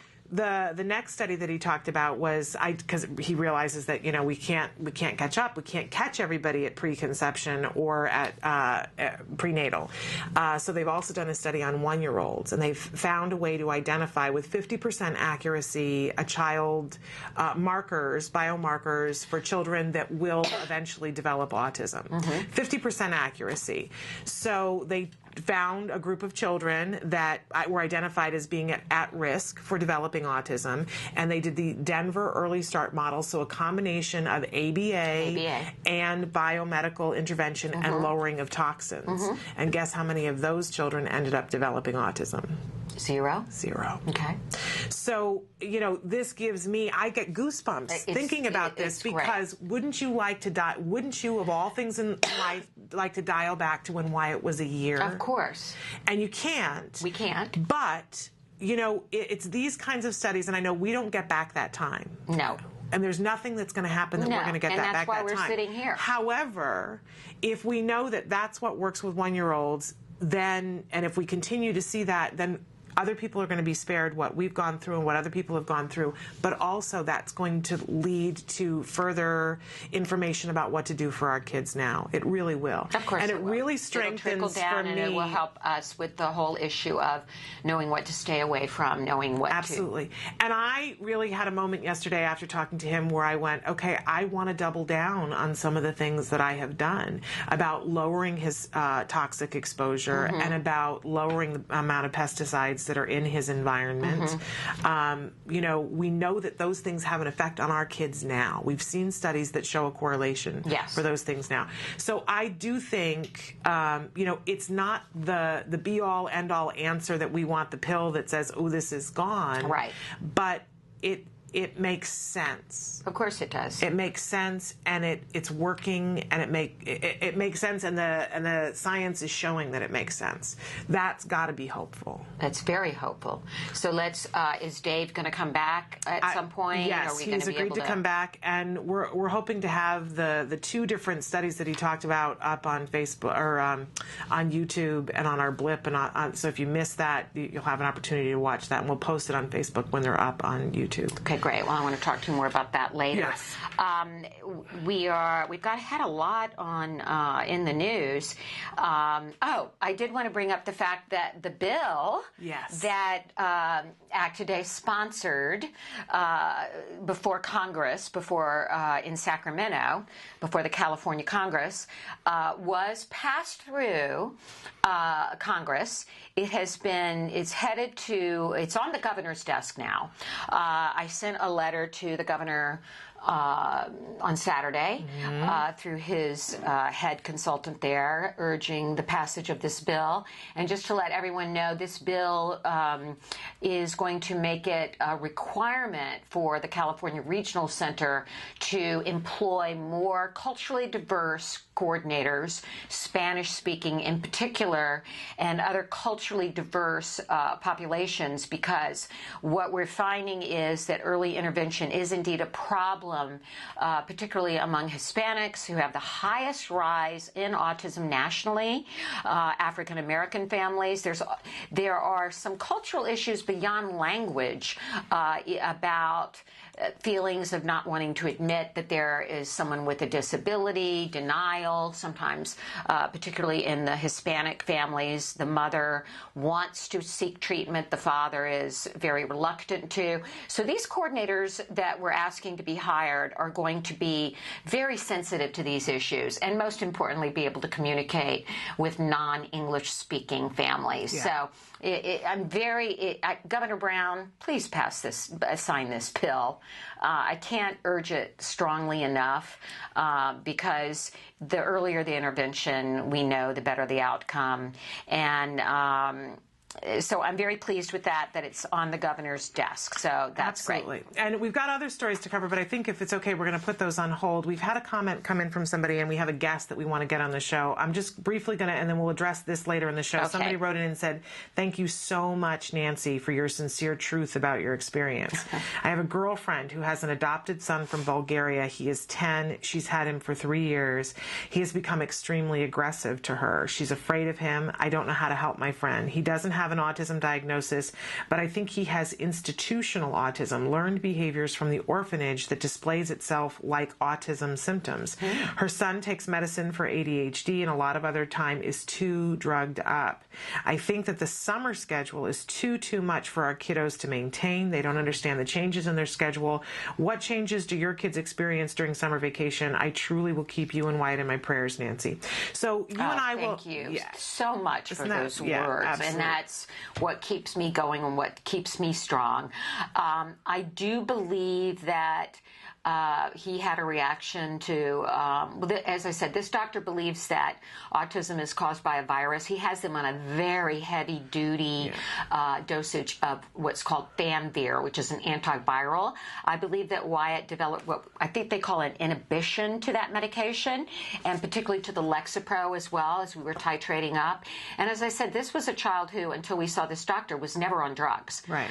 We tried Prozac once. He had a bad reaction to it. I did biomedical critical for, from ages 3 until like 9. Right. So what we're going to do now is go back to a baseline with no medications, titrate him down. As far as this boy you talk about, there could be other issues like attachment issues and things like that that can develop in orphanages. My son Wyatt was developed, but we got him at birth. But I would not rule out maybe that he is on the spectrum in some way. Yeah. And I hope her friend seeks advice from a pediatrician and a neurologist and gets him assessed. Yeah, ABA would help regardless of whether it's an autism diagnosis or a learned behavior. It would help. And I don't know, is she writing, do you know where she's writing from? No, I don't see where they're writing from. And the part of the summer issue we'll discuss later on. We'll talk about, summer schedules. Because summer is always traumatic for us. And you know what I noticed? Every tantrum that Wyatt has had since he kind of stopped the tantruming at age maybe 8, in the last 3 years when there has been a tantrum, it's been extremely hot. And he spent a lot of times outdoors, which to me says something about the inflammatory process. Yeah. Because I believe that there's an inflammatory process that goes on anyway. Yeah. And then maybe an increased inflammatory process. And could contribute. Do you know what his vitamin D is? I don't. Interesting. So we're going to get a lot of tests done. All right. So we'll talk more about summer a little bit later on in the show. Right now we're going to take a break, and we're going to bring Lauren Henry in. And she's an amazing young woman. Her company is With a Brush of Love, and she's going to talk to us about making sensory-friendly spaces, because this is what her country, in her country, they do that. And in her company, they do that. So we're going to take a break and come back with Lauren. Stick with us.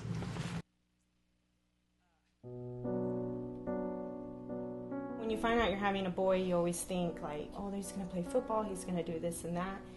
And then when he's diagnosed, all those things get washed away. It's like that piece that's always in the back of your mind, where is he? What is he doing? Is he safe? We really didn't know what we were dealing with. I wish that they could have directed me a little bit more and provided me some information. I was a young mom. I didn't know what it was like to raise a boy, despite a boy with autism. Hundreds of thousands of families are not getting the help they need for their children with autism all around the country. ACT Today is determined to bridge the gap. These families really have to go through a lot to get a grant. The application process isn't easy. The records, the diagnosis proof, they're really battling for their kids. So when we can give them a grant, it is so wonderful to see that they succeed in getting that help for their children. Our founder, Dr. Doreen Granpeesheh, is an amazing woman, and she is one of the world's foremost authority on behavior of children with autism. She's extremely knowledgeable, and she oversees every single grant we give. She is part of that process. People may think of autism care and treatment as simply schooling or therapy, but we provide important safety supports, things like fencing, for example. The whole family's living in fear of that child running out into traffic. I recently delivered an iPad to a little boy with some of the apps that are out there for children with autism. Miracles happen. I got the iPad from ACT. From ACT, What did it say? Can you repeat that, Dustin? I got the iPad from ACT. We have helped so many military families, and when I think of these brave families that are fighting two battles, one to protect our country and one for the right treatment and care for their children, it breaks my heart, and I think we have to do more as a nation to help them. There's not a day that doesn't go by that we don't think about it. Some people say, oh, he's normal. You don't see the battles that I see every single day. My husband does have to deploy, and when they get on that bus, that might be the last time that my kids ever see them. So I called, and they informed me that he had received the grant, which was like a blessing from above. I was just like speechless. I just started to cry because, without it, we would have been lost. The ACT grant was a total miracle. Without that, we wouldn't be able to receive the service dog. So we're so appreciative what they've done for us as a family. Recently, Act Today funded a program for military children with autism in San Diego, the Inclusion Films program, which is run by Joey Travolta, and teaches kids on the autism spectrum literal filmmaking skills. They learn how to make a movie. Are we ready? There you go, got it. Okay. Everything that goes into the process of making a film goes into everyday life. So they're learning life skills, they're learning to collaborate. It was really nice to know how much they were enjoying this camp, and they're with people who are supporting them and are making them feel great about themselves and their differences and their similarities. And I get two kids that are working together and apart and together and apart, so it's an interrelationship as well as a camp and a learning experience. It's so fulfilling when I get letters. One stands out for me, a boy who was 14 with Asperger's, and we gave him a grant to go to a drama camp. He wrote to us and said, "Dear Act Today, thank you for letting me belong for the first time in my life." These kids are remarkable. You know, we underestimate them. They're so knowledgeable, they're so capable, and we can change the life of a family, which means changing the life of a community.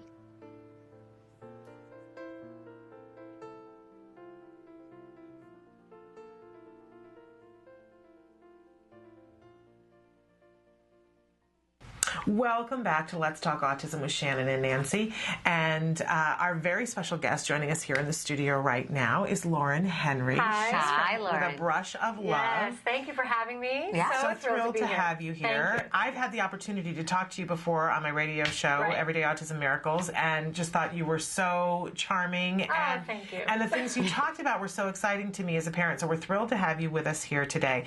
Tell us a little bit about what with a brush of love, Yeah. what the whole gist of the thing is. Well, I will absolutely tell you, but I also want to start by saying in the green room I was listening. And first of all, I get the chills, but first of all I want to say, you were thanking Nancy, which I do as well, but both of you, what you're doing as moms with children of autism and taking all of this time to educate, to share, to be so honest, there's no substitute. I mean, I can't imagine the difference you're making for women and men everywhere who are going through this and don't know who to talk to or how honest to be. You both deserve accolades beyond. Thank you. That makes us feel really good. Really, it does. It's incredible to me. And people thank me for what I'm doing. It's very rewarding, the work that I'm doing, but I'm not a mom with a child of autism. And I get very emotional about it. I get very attached to my clients. I bet you do. And I feel so much as an aunt, as a friend who have, friends with children, autism and neurotypical. But when you are the parent of a child and they're brilliant, they're incredibly talented, they change the world, but that doesn't mean what it takes to get them there is so far and above what every average parent might understand, even though all parents go through drama with their kids. Sure, and we acknowledge that. Yes. I mean, I have friends whose kids are doing drugs. I always say, well, I said to Shannon, at least when other kids are shooting heroin, she'll still be playing with Thomas the Tank Engine. And there is a trade-off. But I mean, I just want there to be a real recognition for both of you for all that you're doing. Thank I just think it's exceptional, we and can't I help thank but you. keep it real. You should have been here last week when I was talking about. I heard. Yeah, I heard. In 10 minutes, we went from laughter to tears, Yeah. which is not uncommon for us. That's what's organic. Right. And so I thank you again. Thank you. And Well, thank you. Now, turning it back around, I want to say, in terms of With a Brush of Love, it was something that took a turn in my life unexpectedly. As I said, I don't have children with autism, so people say, where did this come from? Yeah, what were you doing at the time? Well, my background is I'm a singer, actress, and I was performing out of the country, and I would come home, and I love kids, and I would get really bored on vacation. I would teach. Okay. So I was teaching K through 6, and then a lot of kids were being mainstreamed into my class with autism on the spectrum with special needs, and they would have assistance. And I was noticing that they weren't really set up for success, and these children were being thrown into classrooms, and as many parents know, and as you know, the rooms are so chaotic, overly stimulating, just too much for me. for the neurotypical child, let alone a kid with autism. Yeah. And so what was happening is they were having a lot of trouble dealing with the change in routine, as one would know, but the extra stimulation, and the neurotypical kids were having trouble with it. I mean, the when you fluorescent lighting. Yeah, when you look at the lighting, the sounds, the sensations, and then the noise, you know, and one of the things that we've learned, that one of the experts, and of course one of our idols, and I will say she's an idol to both of us, Temple Grandin, Of course, Shannon has had the great pleasure of interviewing several times.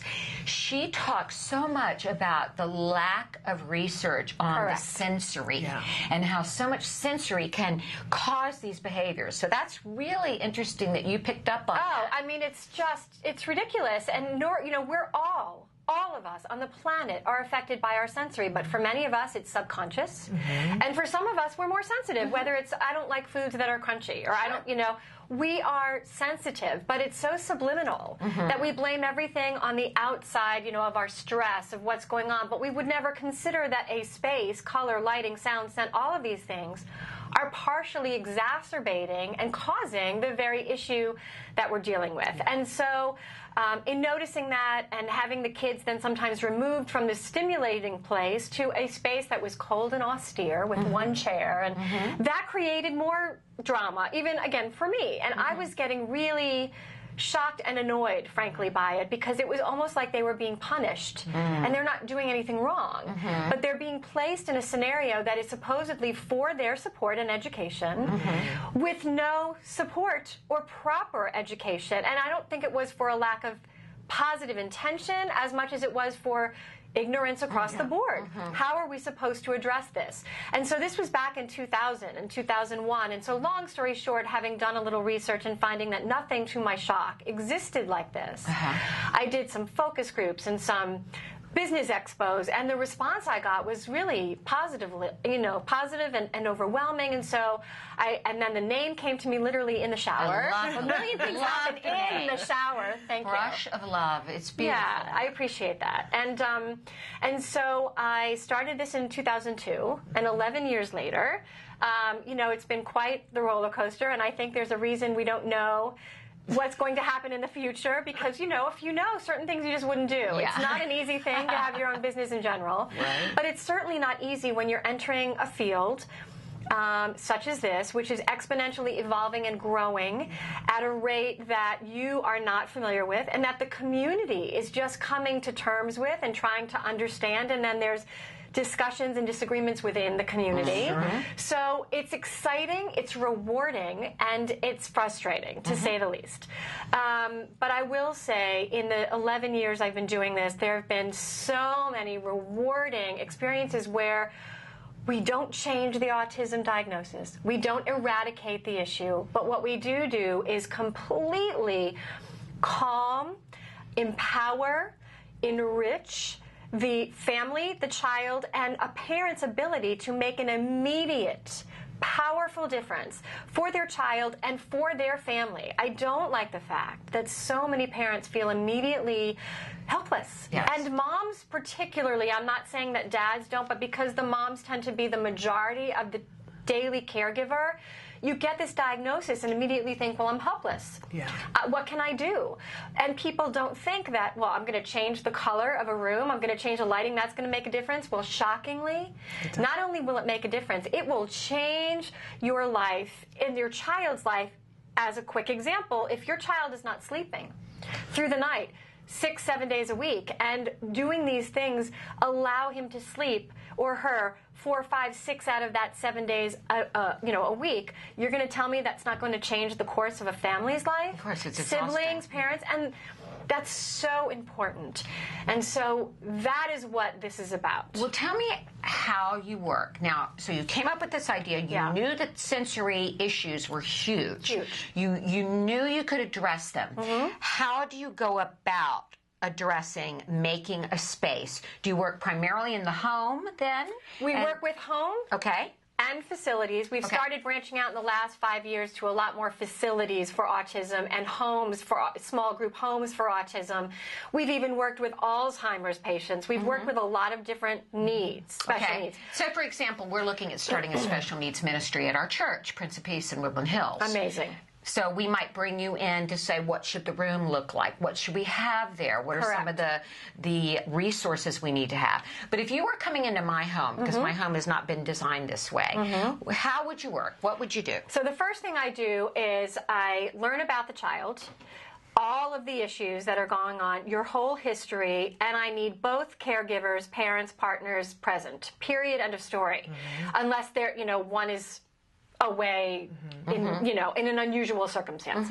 I have a very detailed questionnaire that I need both people to answer separately. Nothing is done together because both partners, especially different genders, but both partners pick up completely different things. Sometimes caregivers and parents get a little frustrated with me about that because they feel they spend so much time, there's nothing they don't know. But when I get you to answer these questions in detail separately, and then I get you to journal for 5 to 7 days. And you have to journal about the patterns you're seeing, where they are going, when they're frustrated, what they're avoiding, what they're gravitating towards, all sorts of things like that. Then we come together and we see the differences, and literally 9 times out of 10, if not 10 times out of 10, one of the parents, if not both, are like, I never noticed that. What do you mean you never noticed that? And that's a template of navigating a pattern. And once we discover those things, when I'm able to interact with the child, I do. When I'm able to ask questions of the child, just to work with the child, I do. Sometimes I can't. I'm able to work remotely through email, through pictures, through Skype, which is wonderful. But once we do all that work, then I'm able to start to discern what needs to happen. Now, what are the functions of the spaces they go to? Do you share an office and a playroom? Do they have their therapies in their bedroom? I need to know what's happening. Do they share with another sibling?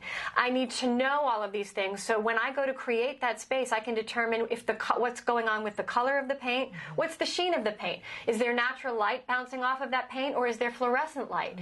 What kind of light? What's going on in that space? And, we change everything literally like a puzzle. And that child space is a puzzle. So the best way I can describe it, if we go to a spa, when we go to a spa, we are buoyed into mind, body, and soul, relaxation and decompression. The music, it does it for us, right? The smells, correct. The water with, so no matter the cucumbers in it. The spa water. So, excuse me, no matter what the situation you're coming from, the room does part of the work for you. Yes, it does. That is how the rooms that we design work. We find out what the function is. We find out the need, psychological and emotional, of that client is, and then we design so that the room does half the work. So you maintain your energy, it creates sustainable energy, and it does half the work for the child. So when they're in there, it places them where they need to be. If they're in their bedroom and it's solely for sleep and relaxation and for them to self-soothe, then that is how it's designed. Conversely, if it's being shared with another child or they have therapies there, there is a different way to design it to accomplish both of those functions. Okay, great. And so this happens throughout the household. We have a clip. Oh, we have a clip. We have a clip that we can show I want to ask of you a question about some of this environmental issue stuff. Okay, but let's take a look, because you've done many TV shows, and let's take a look at you on a TV show doing this job. Okay, perfect.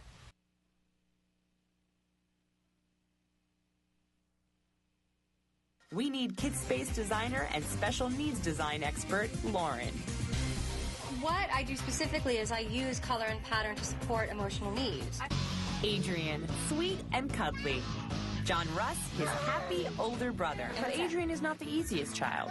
He has a mild form of autism called Asperger's syndrome. One vibrant bedroom. With the Wemple family, we take a loud room and turn down the volume. We're going to do a great One of the biggest problems with the room is that it's so cramped. to make it more efficient space-wise. Obviously, in terms of color, while that yellow is, very cheery, it really is excessive in terms of stimulation, especially for Adrian. I have some ideas already that will hopefully create a lot more space. Lauren gives it a couple weeks, then crams her ideas into the official Kids Space suitcase. Look inside. You know what this is? It's going to be your room. This is where we're going to put all of the shelving. This is actually going to be a very tall bureau. Blue in general is a very pacifying color of water, and green is a color of balance. So if you notice, although I kept the room, in blue, for John Russ, who loves red, we added his name in red on the storage trundle underneath, and then we got this little lamp, which is just a little puff of red. Yeah, just accents. Just little accent. Look at the bridge. Wow. Daddy built this? The room feels twice as big. I think it's great. I love it. Do you like this room? Yeah. Okay, good job. Okay, give me this one, and let's see if you can grab another one. Awesome. Tell us a little bit. You said that little boy's doing great now. He's his name is Adrian, and he has Asperger's, but actually autism, but it's been now changed to Asperger's. But back then, right before we did this, the year before, he was wearing a helmet, hitting his head. He was perseverating on everything. It was insane. And the room before, had every single color. I mean, it was mango yellow, and it had tie-dye. There was so much going on, and he was sharing it with his brother, who was neurotypical, but really, active. Right. And so he's doing phenomenally well now. He doesn't need an aid in school. He's been mainstreamed. He's, his diagnosis has been so diluted, if you will, or brought up to the mainstream. I mean, it's incredible. And he's insanely intelligent, as most kids, frankly, on the spectrum are. Socially, he's done much better. And during the time that we changed the room, his brother, they've learned how to interact from a different perspective, but it made such a difference from, when the parents were telling me for the little boy, that's what's most rewarding for me. At one point, the military hired me to go to Okinawa to work with military families with kids with autism, because they had an even higher rate of autism. We have Act Today has a program, Act Today for military families. Right. And we have given out about 200,000, a little more now, of direct grants to military children. And their studies, the Department of Defense has not done a recent study, but I'm sure, because it was 1 in 88 when the general population was 1 in 110. Right. And we do find that it is a higher rate among military families, and how disruptive it is. They move on average every 2 years, and a parent's often deployed, and it's just traumatic. It was ridiculous, and the mom was pregnant with their second child, and luckily she was one of those moms, not in denial. She knew immediately. He was diagnosed probably, I think, at 14 months, and it wasn't, overly intense, but I mean, this child never slept, just never slept. Would not allow clothing on him at night, no blankets, would have to go through an hour-and-a-half routine to go to sleep. We went in there. I had everything shipped from the States, which was certainly not easy on a base. And then we had all the Marines volunteer. Basically, we had 2 days to change the entire space, which you can see actually on my website. Wow. And overnight, literally overnight, this boy was only a little 2.5 at the time. He went from not sleeping at all to going into his bedroom by himself without that hour-and-a-half routine, got into bed, took the covers, put him on himself, and went to sleep, slept through the night. I was doubting that this was due to what we did. I really thought it might have been pure exhaustion, because I was shocked myself. Sure. And not only did it happen every night, these parents called me every day and was telling me over and over that they didn't realize themselves how little sleep they were getting. Yeah. They couldn't believe how their relationship had deteriorated because they were never together. Now this little boy, had 2 temper tantrums a week instead of 2 a day, sleeping through the night. The parents could sleep in their own bed together. I mean, it's shocking. Yeah, well, we all know it's a snowball effect. Yes. You've got a child with autism with behaviors that are disruptive and disturbing, and then because of that, they don't sleep. Then the parent doesn't sleep, and the stress level, it just woo-woo. But you're shocked to find that these, what I call the backbone, lighting and color, which are the backbone, and then all these other aspects make this much of a difference, but they do. So it's not rocket science, but there is a lot to it, and you have to commit to doing some of these things to discover what needs to be done and then do it. But this is what I want to get through to people today. This is not decorative. Okay. This is not interior design. This is not feng shui. This is fundamental. This is the foundation of a house. Okay, so we're not talking about, well, it's just design and I need to get the hyperbaric chamber for my child. I don't want you to have to choose, but I have to afford to do these things, and I know that there's so much parents have to pay for. This is fundamental, and this will be, if you're paying thousands of dollars for a therapy in a room that is exacerbating your child's issues, you are basically throwing the money into the fireplace, and you're making it harder for the therapist. Your child's growth and evolution is being hindered. We want it to be optimal. So I'm telling the community, let us help you do that. And if you really can't afford anything, spend $20 and get the book online. You can even get it, I think we have it for $10. You can download it to your iPad. What is the website we have where a they free can get that? video, brushoflove.com. Okay, great. You can go to Facebook/brushoflove.com. Okay. We are reorganizing, but you can sign up for our free tips in the next month or two. Okay. We have a lot of free things available too, but I just want people to know this is really fundamental stuff. And if they want to consult, then or if the school wants to consult, that's the best place to reach you is at the website. Yes, brushoflove.com. You can go to info@brushoflove.com or my name, Lauren, Lauren, @brushoflove.com. I have one question about when you are redoing the environment. Yeah. We talked about toxins. We talked about carpets, paints, the possible effects of these. How do you deal with that situation? I deal with green stuff. So as an example, in my book, I used to really count on Benjamin Moore Natura paint, fresh air paint, but now I work strictly with Mythic, mythic.com. Okay. Mythic paint's been around about 11, 12 years. They're completely toxin and chemical and VOC free. Okay. 0, 0, 0. I've done all the scientific research. It's all citrus based. It dries well. It covers well. Phenomenal colors. You don't have to leave the room or open the windows. Mythic, MYTHIC paint.com. MythicPaint.com. And obviously no carpet that has unnatural... No, you don't use Scotch Guard. You know, even the furniture I choose, the treatments are natural and organic. These things are important. When you vacuum, the heat elevates all of the toxins, and we really want to work with toxin-free wherever we can, obviously including one's diets. Whether it's casein-free or gluten-free, it should be toxin-free. Right, absolutely. Very good. Well, that sounds like, this is a great service, and you know, I didn't know about it before. So when I saw, I don't know where I found you and talked to Shannon. Yes, she said, and I said, I know Lauren. She said, I have Lauren on the show. She's wonderful. So they've got the website. They know how to contact you, and I'm going to talk to you about maybe working with our new ministry for our children with disabilities at our church. That's wonderful. And we need to redo Mount Wyatt's room because when he was born, I spray painted all these horse heads everywhere in weird colors. And I would talk to you about that. And if I can say one more thing, we have my book is Unique Kids, Unique Surroundings, and that's on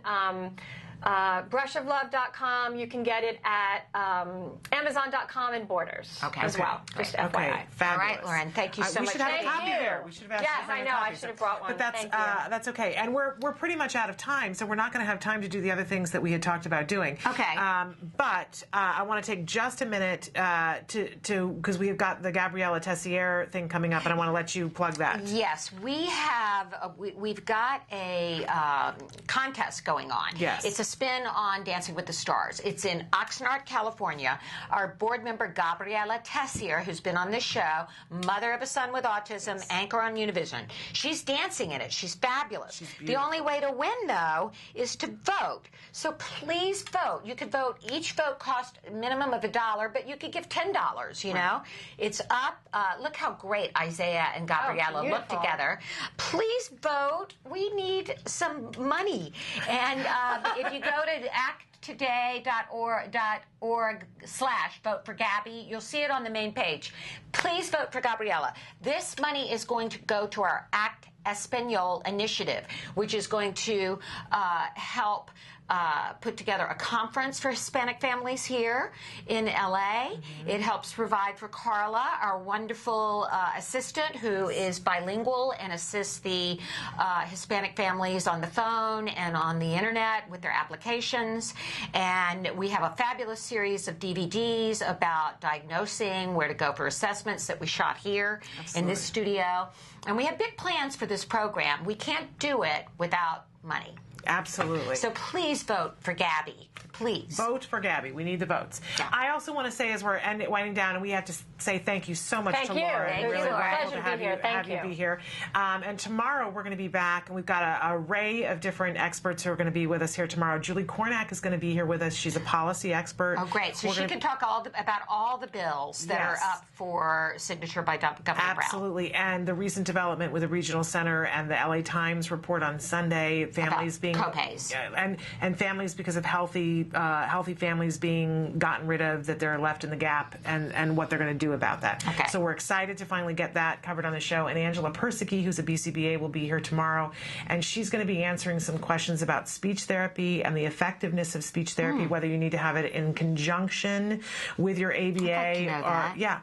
So we've had many questions about that. So letting you know that Angela Persicki will be answering those questions in the second half of the hour, and I believe that Ashley Colas will also be with us for great stuff with Ashley I might have tomorrow. to come out and hang out. Come be on the show, because I was going to ask you if you wanted to be here for Julie Kornack. Yeah, I would like to. Because we were trying to get her on today. We'll talk about what time. We'll schedule and then we could also cover the safety things that we didn't get to today. Fantastic. Very important. We're out of time. We'll be back tomorrow. Until then, please give your kiddos a hug from me. And give yourselves a hug from me. Bye-bye for now. Bye.